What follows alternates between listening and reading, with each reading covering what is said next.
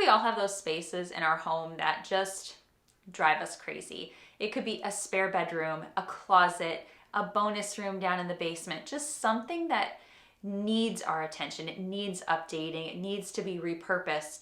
So we get onto Pinterest and we get onto Instagram and we start seeing all of these fabulous ideas that people have done. Then we look up the cost of doing those things and we think, there's no way that I can do that right now. And so we do nothing, and that space continues to drive us crazy. Well, that is what was happening with me with a bonus room down in my basement. It had become the collection room for all kinds of things. When we remodeled and finished the rest of our basement, a whole bunch of stuff just got dumped into this space, and it was not being utilized for anything other than storing junk. Well, I needed the space, and I really wanted to create somewhere where I could start my seeds each year, keep all of my indoor gardening supplies, where we could have extra storage for things from our pantry that we don't use all that often, and just overall make it a more aesthetically pleasing space. The caveat was that I had no money really to spend on this room. I had a small amount of money I had put aside for little projects, but nothing significant. So I had the challenge. How do I redo a space in my home when I really don't have all that much money to spend on it? So today I thought I would just take you through, show you what I did in this space, where it started at, where it finished, and how much more functional it is for our family and for the purposes I needed it for, and how I did it on a very tight budget.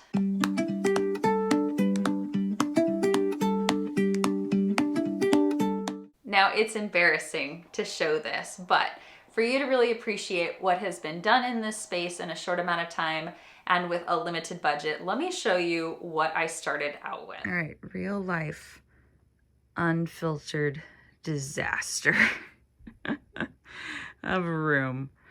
I mean, there is paint and bits of drywall and tools and ceiling tiles and old papers, file cabinets, temporary storage of stuff, and yeah, more junk. It's so bad. And I don't know what's going on with the poop colored walls, but yeah. And then we do have closet space. Kind of a mess. We can all agree that was really bad, right? Like, I knew it was really bad. And it took me months and months and months to finally say, now we're going to tackle this project. And so naturally that started with a giant clean out, getting out as much stuff from this room as possible, sorting through, figuring out what was trash, what could be donated, what were things that we actually wanted to save. So I said in my January goals video that one of the things I wanted to do was get our bonus room back here cleaned out and redone, painted, organized, all that stuff, and get all of my grow light systems set up in there, and actually utilize the closet space in there to hold like backstock boxes and storage things that I have. The room is a disaster, and it is taking forever to get cleaned out, and there's just so much random stuff. Like, let me show you what I'm working on right now. So one of the boxes had a whole bunch of VHS tapes, and they're all recordings of things like episodes of Everybody Loves Raymond. My husband recorded these ages ago. We don't have a VHS player. He's never going to watch them again. They just got to go. And then he has been autocross racing for years, and all of his trophies were just like piled up. I mean, there's dozens and dozens and dozens of them. Dozens. And they were all covered in dust. That's my pile of dirty paper towels, because I've been cleaning all of them off, wrapping them up, and getting them into a storage tote. No, we're not going to display them right now. He has grand plans one day to, redo his car workshop and then have them all on display there. But they need to be wrapped and stored properly and put out of the way. Okay, so the lighting is terrible and I look really rough because I've been cleaning. But I have been mostly working on getting this room cleaned out because there was so much stuff in it. In fact, the main part of our basement is filled with all kinds of things that either are going to need to go back in here in some way, shape, or form. There are things that are destined for the trash. There are things that are destined for donations. But, you can only fit so much in 2 trash cans each week and still have room for, like, normal family trash. So we have to take it out in loads. Should have just rented a dumpster in retrospect. But let me show you kind of the bare bones-ish of this room and some of the things that I'm going to need to tackle during this redo. Okay, so let me get you oriented to the room here. So there is a closet that's built into here and sliding doors, and the doors work fine. It's just plywood on the bottom. I think we're just going to end up painting all of this white. And then over here, there are these shelves. Now they're two boards kind of next to each other. Again, this is the basement, so it's kind of rough, but I feel like this was all put in as like an afterthought or something, because it's not really framed out well to be able to add like a door to it. So I want to be able to cover it, but I don't know quite what I'm going to do yet, just to keep dust off of things. But I do know that I'm going to come in. I've got some cabinet and trim paint. I think I'm going to paint like all of this, just all of it white, just to get that taken care of. And then we've got a long wall. I do not know why it's that color brown, but we're going to paint it something lighter. I can't move the desk out of here. It's way too heavy, but I don't know, maybe we can get something to refinish the desk. I can't get rid of the filing cabinets. They have financial stuff in it, but maybe we can make them look prettier, you know. And then we've got the electrical box, and then we have old wood paneling over here. So for the most part, I feel like a lot of this needs to be painted, and then I'm probably going to add like baseboards. And then I did get some stuff to do the floor, because I think I'm gonna try something down here on the floor that I want to kind of do upstairs, and we're gonna see how it works. But obviously, like, I've been getting stuff out of here and trying to clean as I go. It's just a mess. The other problem I have, oh, sorry about the glare, is the way all the wiring was done. It's hanging down in a bunch of places. Now, I talked to my stepfather, who is an electrician, and so he told me the best way to get these kind of up and, you know, into the joists, so that way nothing is dangling down, because this is obviously like not good. Like this, it can't be left dangling. There's too much of a risk of something happening. So it needs to be up. So we're gonna get that moved up. And then there's some that we can get rid of. Like I showed him a picture of this, and he says, well, that's an old antenna wire. You know, you can figure out where that goes and just pull it out. So if I can get rid of stuff, great. And I need to come in with the like shop vac, and I just need to like vacuum everything, like the ceiling, the floors. I mean, I've been sweeping stuff out like crazy. I took just warm water with some dish soap, and I've wiped everything down over here, and I've wiped down a couple of walls.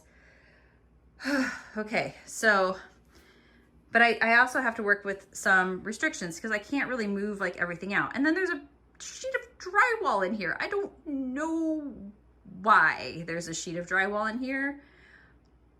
I don't know what to do with it. So, all right, we're gonna get the last couple things that I can get out of this room, and then I think I'm gonna vacuum everything, and then we will start with getting a few things painted. Looking at that walkthrough video, you probably cringed when you saw the ceiling and the fact that all of those wires were hanging down and not really properly put up and into the ceiling. So we did get all of that addressed and taken care of. Now, I did not do anything else to the ceiling other than to vacuum it all really, really well, get rid of all the cobwebs, and make sure all of the wires were up and out of the way. Plans in the future would be to put in a new light fixture in this room, something to give it a little bit brighter light than what it has now, so I don't have to bring in supplemental lighting from lamps and things like that. And I would love to put a ceiling up in here, but the room is already so low that a drywall ceiling really doesn't make a whole lot of sense, and a drop ceiling would make it even lower.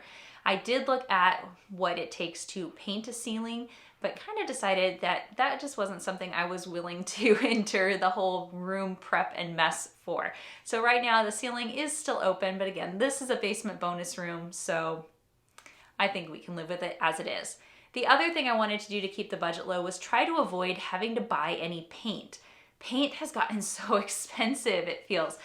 I just got paint to do my son's room a few weeks ago, and it was $50 a gallon for a good quality paint with primer. So I knew I had a lot of half gallons left of different paints that we had used in other parts of the house. I even had close to a full gallon left of something we had used in many rooms.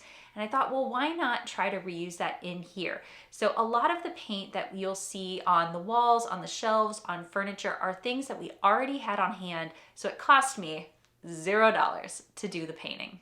Okay, couple of painting updates. So I have painted the shelves and all of that background paneling. I used a white cabinet and trim paint, 2 coats. It's just the bare cabinet and trim paint in white in a satin finish. I'm not worried about, like you can see how, well, you might be able to see how it's not perfect in the back. But again, this is basement storage, not super concerned. I mostly just wanted to brighten up like the shelves and make sure that they'd be something durable. I'm also in the process of adding coats onto this closet shelf. I'll step back here. So you can see the one on the right has got 3 coats of the cabinet and trim paint on it. So I think that one's gonna be good. This one, because it's in the back and I didn't want to bother with taking it like off the rails, I painted like half of it, let it dry, slid it over, painted half, let it dry, slid it over. So I just put coat 2. Now, this is textured wood paneling, and that's what this whole wall is wood paneling. Now, the problem with wood paneling is that it tends to have a glossy finish to it, which means that you can't just throw regular paint on there. It won't adhere very well. So you either need to degloss it or sand it, or make sure that you're putting a really good primer on it, because you need to give it some grip so your paint has something to adhere to. So I cleaned it really good. I hit it with a little bit of a deglosser, cleaned that as well. And then I'm putting on primer. So I had some leftover Promar primer from Sherwin-Williams from when we painted upstairs. So that's what's on the walls right now, is just the primer. And then I'm gonna go over it with a gray paint. So it is a tinted gray primer. And then swing around this back wall, since it's drywall and everything, I'm not going to prime it because I have, the paint that I have left over is a Behr Marquee paint. It's a paint and primer. It's guaranteed to cover up the dark colors. It always says with 1 coat, it always takes 2, but I have a ton of it left in one of the gray colors we've used elsewhere in the house. So that is what I'm gonna put on this back wall next. It finally feels like progress is being made in the basement. We got shelves painted. We've got first coat of paint on the walls, working on the closet doors.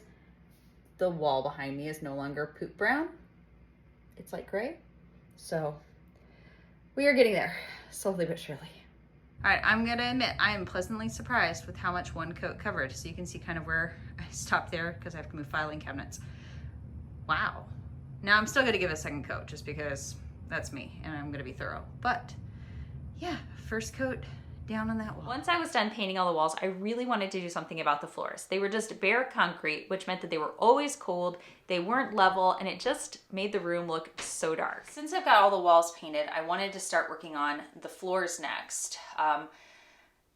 Couple of things that are going to be challenges. First of all, we have several big pieces of furniture in here that we can't take out of the room. So I've got the desk next to me, I got the 2 filing cabinets. So I have to shift them, do a section of floor, shift them back in order to be able to continue across the room. So not ideal, but it's so much work to try to get huge, bulky pieces of furniture out of here. So right now the floors are just concrete, and it looks like at some point this concrete was painted. But what I've been doing is like sweeping as I go, and then I'm trying to like make sure that a section is really clean before I'm gonna lay any flooring there. I had a couple of options for flooring. So the rest of our basement is done in vinyl plank flooring. We had ordered that in from Home Depot. I mean, I could have ordered more, but one, the cost of it has gone way up since we purchased the flooring for the main part of the basement room. And then the second part is that I wanted to test something different. Again, this is a bonus room. It's really only going to be meant for storage, a little bit of extra workspace, and then obviously all of my seed starts are going to be down here as well. So I wasn't really concerned that it matched everything else. And I thought, well, this would be a great time to test out peel and stick tile. So I have been thinking about redoing the flooring in my laundry room, which is a small space. And obviously I'd want that to look good. And I'd played with the idea of doing a peel and stick tile in there. So I thought, well, what better way to test it out than to lay it down here? And if I like it, great. So these are actually 12 by 24 tiles, and I'm going to be laying them like this direction. So they're going to go long ways across the short side of the room. I'm going to try to give it the illusion of being a little bit wider that way. So we'll see how that does. I probably wouldn't use tiles this big in my laundry room, but I figured for this application, this should be fine. So this is the Traffic Master Traffic Master Peel and Stick. It's in a real pretty kind of faux marble look. They're supposed to be waterproof and hold up pretty well. But until we've given it some use, I can't tell you for sure. Now it is peel and stick, so you literally just peel off the backing and press it down. And you can use spacers and then grout in between it if you want to. I'm not doing that in the basement because I want to have an easier time being able to pull tiles up should something happen and we need to change the flooring. Because basements in Indiana are just always, sometimes you just have issues.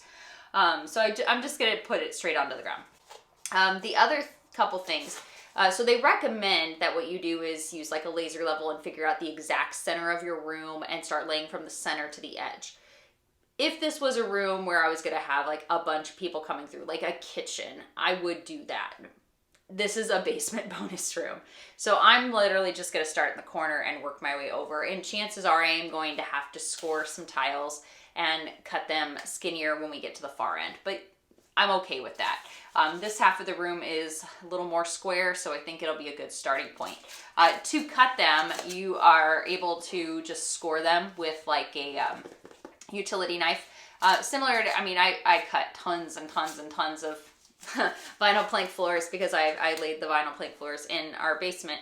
So I've had a lot of practice with that. So not concerned about that. I got my utility knife. And oh, one other reminder is if you bring these home from the store and you put them in like your garage or something, you do want to bring them inside about 48 hours in advance, because you do want, just like any other flooring material you're going to use, you want it to get used to the environment it's going to be laid in. So it's January in Indiana, so our garage is obviously quite cold. So I wanted to make sure I brought them in so they could kind of warm up and get used to the temperature and the humidity of the house. So, all right, I'm gonna give this floor one more sweep just to make sure it's super clean, and then we're gonna start laying these tiles.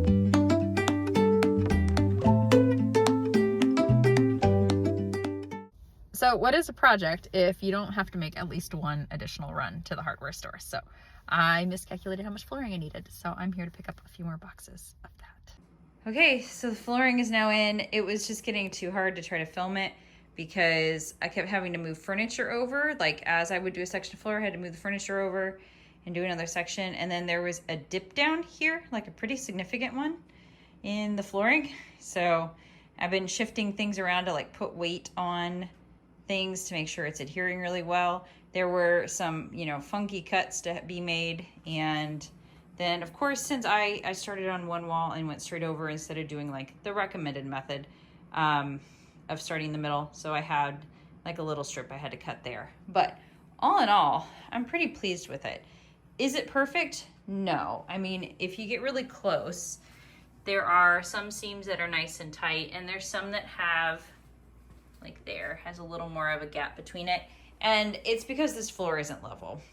I mean, it's a basement cement floor, so it is what it is. But I'm pretty happy with it. It wasn't hard to install. I was kind of experimenting because I'd kind of like to do this in my laundry room. So all in all, pretty pleased.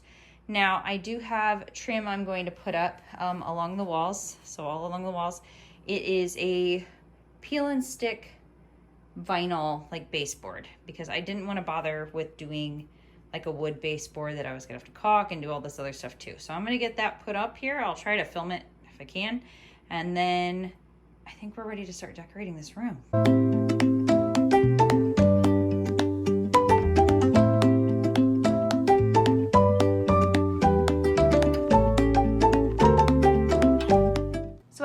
Guessed, what money I did put into this project really went into the flooring, getting enough boxes of the peel and stick tile as well as the peel and stick baseboard to go around the room. And I really like how it turned out. So far, it's held up really nicely. It's been remarkably easy to clean, which is great considering I am using this room to do a lot of my seed starting this year. Now, even though I'm probably the only one who's really going to be using this room for the time being, and most of that is going to be for seed starting, I did want to make it aesthetically pleasing because it's nice to be in a space that you find pretty. So I shopped my own home, finding things that I hadn't been using in other spaces or that I thought would work out better in here in order to just make it feel a little more homey. Now I did also want to do some updates on furniture, like the desk here in the filing cabinet. And without being able to move this furniture up the stairs and outdoors to give it a true redo, I wanted to try to find easy ways to give it some simple updates. So one of the things I wanted to do to update this desk, since I can't haul it upstairs, it's way too big and heavy and awkward to get upstairs in order to fully restore. You know, I'd love to use like some restore and finish on it or full on painted or something, but it's not in the game plan for this little room reset. But one thing I can do is update the hardware. So thank you, Hobby Lobby, for having some really cool hardware pieces. So I got these ones to put on the desk. And then for the filing cabinet that I'm redoing, I thought I would try these ones. So we'll see how they all look. Admittedly, I had a little bit of a dumb moment. So I took the hardware off of the desks before I cleaned them. And then I took the hardware with me to Hobby Lobby to make sure that what I was getting would match. And I realized that now it's really hard to get these drawers to open now that they don't have any handles. Okay, and this is probably not the way you're supposed to do this, but I found out that if I do this, I can get those open. Yay. All right, so the adventure of trying to change up the hardware for the desk and the filing cabinet just never seems to end. So I went to Hobby Lobby and I had a struggle trying to find hardware that would fit where the holes already are. But I found these for the filing cabinet. I thought that was cool, kind of antique-y looking, and these for the desk. And then I realized that because the screws have to go through the outside and the old hardware, you know, they went through the back of the drawer and into it, the screws weren't long enough. Plus they didn't have a hex nut for them. So I went to Lowe's and I said, hey, these are the screws. They fit through the hardware, but they're not long enough. And I said, do you have anything else? And anything that's not like bright silver or bright gold, like a black or like a burnt, you know, a tarnished finish or whatever. So the guy, quote, measured them and said, oh yeah, here's what you need. And he gave me these, well, he gave me ones that are still too short and the wrong size. Like they were a size too big. So they didn't fit and they weren't long enough. So finally I just said, forget it. I'm gonna go ahead, I'm gonna go down a size then, and I'm just gonna order off Amazon. So fingers crossed this works, because I just wanna get this hardware on and then those things are finished. All right, that worked. Yay. And let's be honest, that looks so much better than the original hardware, which was so badly tarnished. I did try to clean the original hardware several different ways and it just did not happen, but I like this. Very nice. Now you guys remember those really ugly filing cabinets that were in this room. They were way too big for me to move out of the space. They did have to stay down here, but they were awful. So I took some sandpaper and I roughened up the top coat because it had kind of that laminate finish. And then I had some leftover chalk paint, and I'll put the brand that I had up here.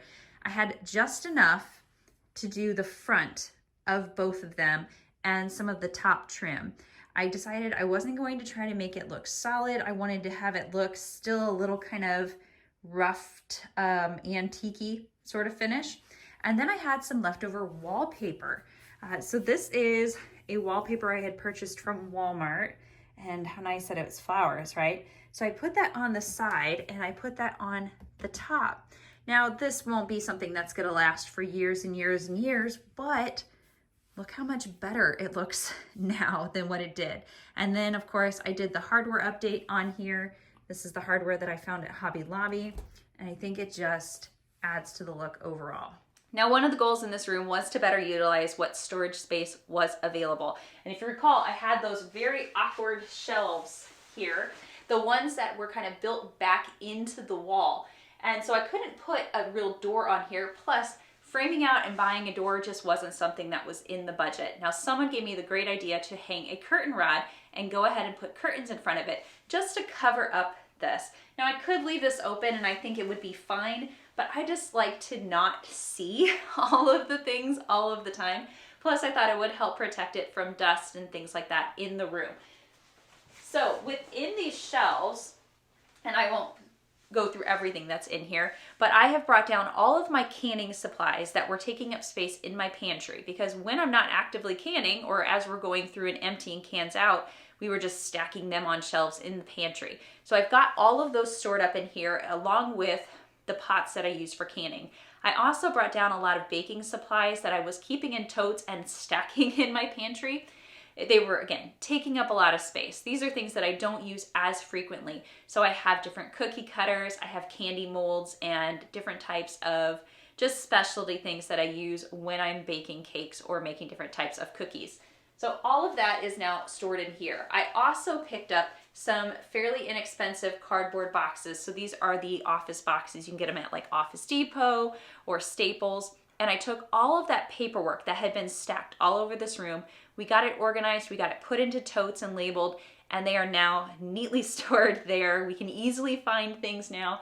And you would not believe the number of things that were in all of those stacks that was just straight out trash. So those things all went away. We were able to condense it down to just a couple of boxes. I'm also really happy to have some dust space to work with. So I had this shelf left over from the ones I had up in our main homeschool room. I had taken it down when we moved some things around, and I just put a couple of pictures of my kids up there when they were little, just ones that I really love. I already had the Welcome to Our Happy Place sign, leftover faux flowers, a candle, and then over here I have all of my seeds. I'm really just happy to have them all here. These are all my seeds that I'm going to be starting this year, and I have this cute little holder for them that my best friend got me for Christmas. It's perfect for holding all of my seeds. And then I will keep my garden journal down here as well. So this is where I keep track of everything that I'm growing this year, when I start it, how it does. I've got a list in here of all of the different types of plants that are in my garden outside, so that way I can, again, know how to best care for them. It's just really nice to have this ready here. Then I repurposed this table that was already in the room to just store seed starting supplies on. So I've got all of my trays for this year.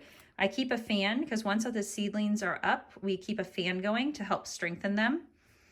I have bags of my seed starting mix, and then I had a basket that I wasn't using. I put my watering can, my mister, and spray bottle all in there, so they're easy for me to get to. All of my towers and grow lights are along this wall. Now last year I had these tucked anywhere I could find space, and they get packed full with trays of seedlings before we get to planting outdoors. I just love that I can have them all in one space. It's gonna be so much easier to just have everything together. The floor will be nice and easy to clean because obviously dirt and water and things like that get everywhere. So it's great that this floor is easy to sweep up and it's pretty much waterproof. The other thing that I really like is that I have all of these able to be connected. Now, as I start seeds on different weeks, I will have different sections of the towers going, and I let them go for about 16 hours a day on a timer. But I can easily connect all of these lighting systems together, and you can kind of see how some of them are already connected to start. But they will eventually all be connected, and then they will go into a surge protector, which is then connected to the timer.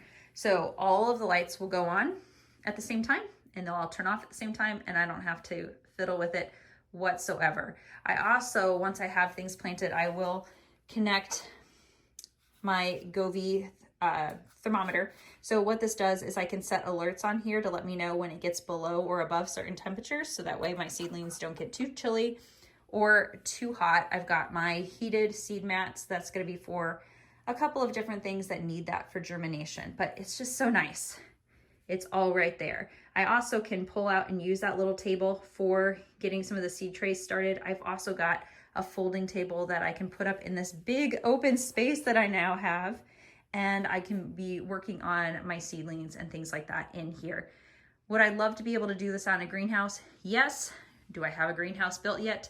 No. So this is the next best thing for me. So I've already shown you an up close of the filing cabinet, but it's really nice just to have this extra space. I mean, there's lots of room on top if I needed to put things up there. Right now I just have a bunch of my gardening books and a few little decorative items I had around the house.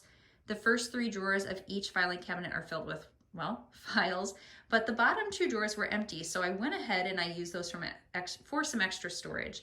And then you might wonder, why are there random curtains right there? Well, behind that is our electrical box. So that's all hiding in there. Now it is designed for us to be able to put a door on there, but buying a pre-hung door or even just buying a plain door and framing it out ourselves was not something that I had the budget for at this time, but it is something that would be really easy to add on in the future. So things that we still want to do in this room at some point are add a door there and replace the light fixture. But for now, pretty darn happy with the space overall. So did this room turn out perfect? We can all agree it did not. And there are definitely things still on the wish list that I'd love to do with this room in the future as the budget allows. But I really wanted to show you that a space does not have to be Pinterest perfect or Instagram ready in order to become a space that's functional for you and your family and can even make it a space that will bring you a lot of joy. The primary use for this room, in addition to all of the storage, will be to do my garden planting and my seed starting. And I can guarantee that's gonna bring me a lot of joy as I fill up all of these racks with beautiful growing things, getting them ready to go out into our outdoor garden later this spring. So no matter what the space is in your home that's just driving you crazy, that you just really wanna tackle, know that you don't necessarily have to go out and do a couple of $1,000s worth of renovations in order to make that happen. Look around at what you already have. What are things that you've got left over from previous projects? What are things you can repurpose from around your home? What are small updates you can do that will make a big impact? And I encourage you to try to look at those ways of updating those spaces. Now I know today's video is a deviation from my normal homeschooling videos, but if you are interested in more of my home and garden content, I will link those playlists down below in the description box for you.